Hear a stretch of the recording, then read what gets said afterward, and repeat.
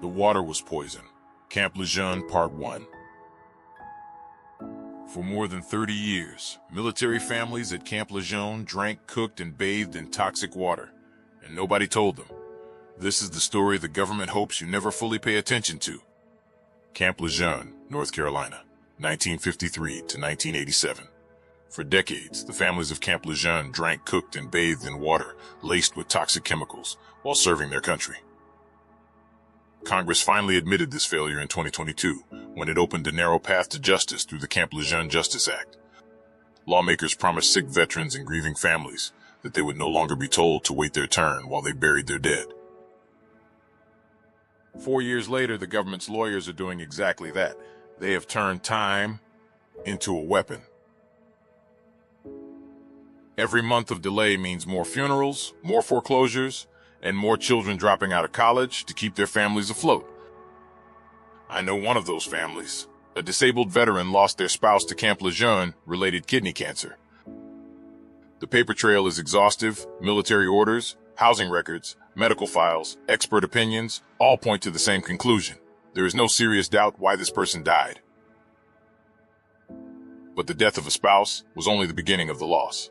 When that paycheck stopped, the family's finances collapsed. They lost their home, their car, and the retirement savings they had spent a lifetime building. 4 children, 3 still under 26, had to scramble to fund their own college after the government denied service-connected death benefits.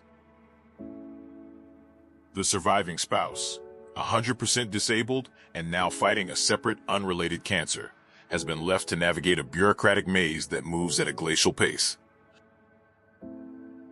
When Congress passed the Camp Lejeune Justice Act, the message was clear. These cases should be heard quickly and fairly. The law carved out a special process precisely because decades of administrative denials and delay had already robbed families of their health, their savings, and their time. But instead of honoring that intent, the Department of Justice and the Navy have responded with a familiar playbook. Contest every issue. File motion after motion. Justice Department attorneys have buried the early bellwether cases under a mountain of paper. They have filed dozens of dense Daubert motions attacking virtually every expert witness the families rely on. Hundreds of pages of technical arguments designed to slow the process to a crawl. These are bench trials, decided by judges, not juries. The point of this barrage is not to protect citizens from confusion.